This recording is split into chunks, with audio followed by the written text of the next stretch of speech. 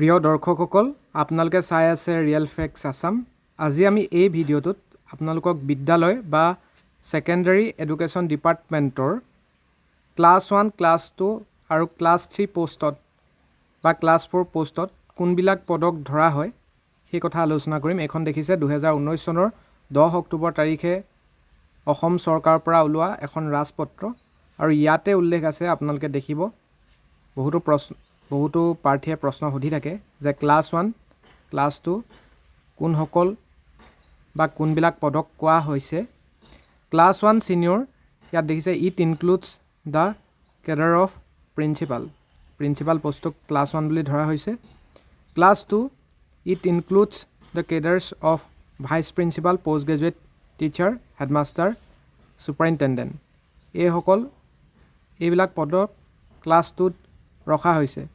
আৰু ক্লাছ 3ত ৰখা হৈছে assistant headmaster, assistant superintendent, graduate teacher, Hindi teacher having bachelor degree from any recognise university, classical teacher, Sanskrit Arabic language teacher having bachelor degree from any recognise university, Assamese language teacher, demonstrator, music teacher, under graduate teacher, junior classical teacher, junior Hindi teacher আৰু craft teacher এই সকলোকে ৰখা হৈছে class 3 পদত।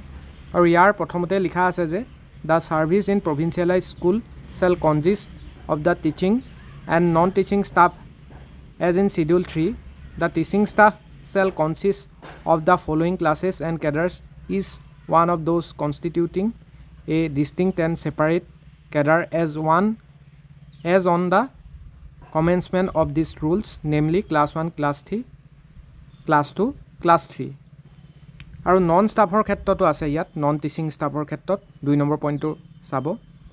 The non teaching staff in provincialised school shall consist of the following classes and cadres on the date of commencement of the this rules, namely class 3। Class 3ত কোনবিলাক পদক ৰখা হৈছে ছিনিয়ৰ এছিষ্টেণ্ট, জুনিয়ৰ এছিষ্টেণ্ট আৰু library assistant.